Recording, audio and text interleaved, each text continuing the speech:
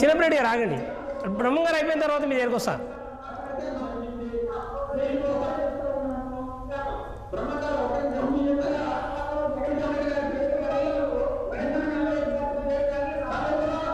ఒక నిమిషం బ్రహ్మం గారు కంప్లీట్ చేయనివ్వండి.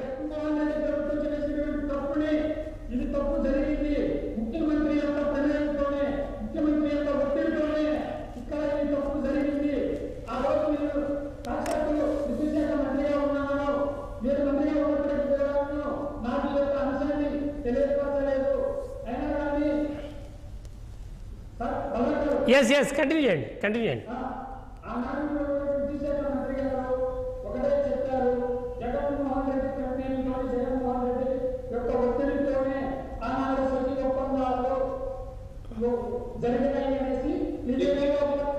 రైట్. బ్రహ్మం గారు ఒక నిమిషం. చిన్నప్పటి గారు ఒక నిమిషం ఆగండి ప్లీజ్.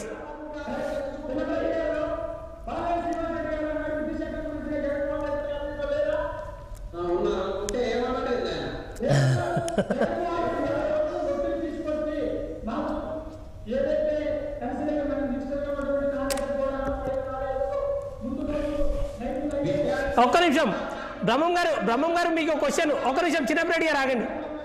చిన్నప్పటి గారు ఆగండి. చిన్నప్పటి గారు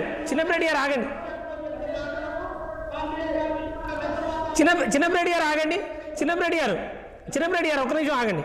బ్రహ్మం గారు రైట్. బ్రహ్మం గారు ఎస్. బ్రహ్మం గారు ఒక విషయం చెప్పండి. బ్రహ్మం గారు రైట్. బ్రహ్మం గారు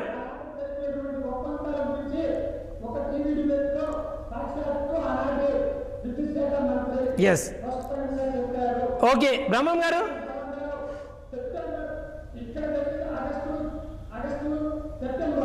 ఎస్.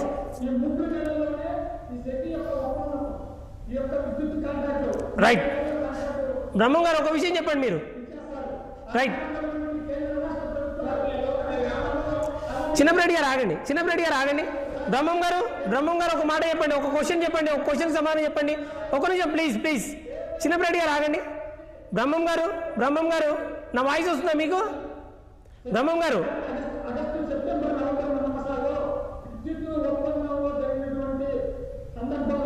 రైట్.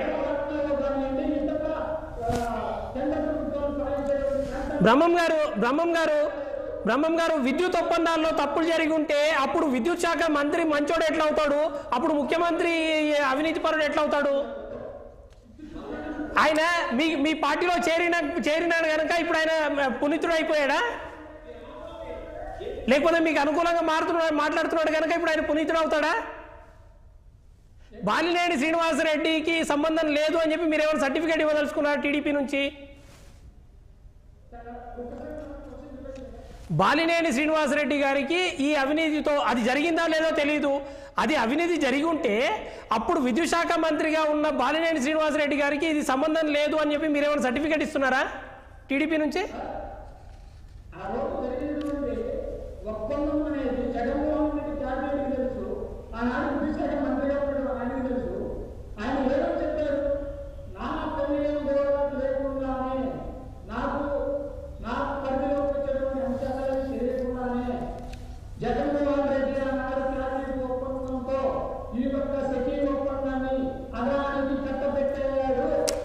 ఆయన సత్యహరిశ్చంద్రుడు అని చెప్పి భావించాలా? ఆయన సత్యహరిశ్చంద్రుడు అని భావించాలా? రైట్. ఒక్క నిమిషం వైసీపీ రియాక్షన్ తీసుకుందాం. చిన్నప్పటి గారు మీదే టైం. ఒక నిమిషం.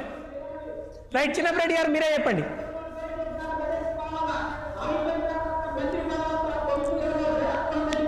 ఒక నిమిషం. చౌదరి గారు ఆగండి. రైట్. చిన్నప్పటి గారు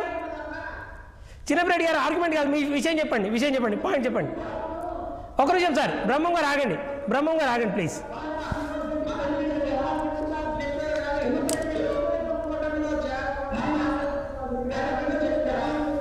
రైట్.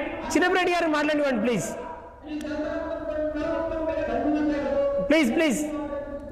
బ్రహ్మం గారు రైట్, చౌదరి గారు ఆగండి ప్లీజ్. రైట్, చిన్నపరెడ్డి గారు మీరు చెప్పండి. చిన్నపరెడ్డి గారు మీరు చెప్పండి. ఒక నిమిషం బ్రహ్మం గారు ఆగండి ప్లీజ్.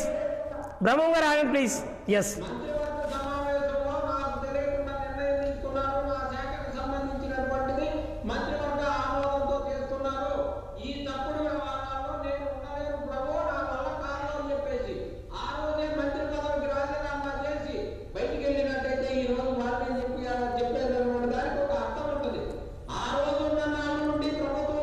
ఉండి ఈ రోజు కూటమి కండువా కప్పుకోగానే వెంటనే నాకు సంబంధం లేదు, ఆ మంత్రివర్గ నిర్ణయాలతో సంబంధం లేదు, మంత్రివర్గ నిర్ణయంతో మంత్రివర్గానికి ఆ రాష్ట్ర ప్రభుత్వానికి మొత్తానికి సంబంధం ఉంటుంది కదా.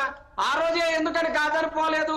ఈ రోజు బాలినేని మీకు మంచి అయ్యాడు, బాలినేని మీద విచారణ ఆ డేటా మంత్రి బాలినేని కాబట్టి ఒకవేళ దర్యాప్తు సంస్థలలో ఏదైతే ఇప్పుడు ఏసీబీ కావచ్చు, సిఐడి కావచ్చు, సిబిఐ దర్యాప్తు కావచ్చు, లేదా ఈడీ దర్యాప్తు అయినా ఎక్కడైనా సరే ఎవరి ప్రమేయం ఉందనేది కూడాను బయటకు వస్తుంది. ఖచ్చితంగా ప్రవీణ్ శ్రీనివాస రెడ్డి కనుక తప్పు చేసి ఉంటే ఆ రోజు శిక్ష అనుభవించడం ఖాయం. ఎవరికైనా అంతే కదా. మీడియాలో శిక్షలు వేయొద్దు, మీరు కేసు పెట్టండి, అదానిని కోర్టుకు లాగండి, కేంద్ర ప్రభుత్వాన్ని కోర్టుకు లాగండి. ఈ చట్టంలో కూడా మీరు బాగానే ఉన్నారు కదా. మోడీ గారు ఆయన మాట్లాడివ్వండి. చిన్నపరెడ్డి గారు కంప్లీట్ చేయనివ్వండి ప్లీజ్. బ్రహ్మం గారు ప్లీజ్. నీతిగా నిజాయితీగా ప్రజల కోసం వైఎస్ఆర్ కాంగ్రెస్ పార్టీ చంద్రబాబు నాయుడు గారి తట్టుకోలేక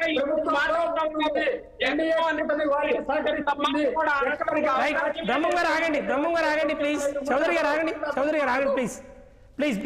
చిన్నపరెడ్డి గారు మీరు ఒక మాటలో చెప్పండి, ఏం చెప్పాలనుకుంటున్నారు సార్? ఇలా తాడిపత్రిలో మైనారిటీ నాయకుడు జావేద్ అనేటటువంటి వాళ్ళ ఇంటి దగ్గర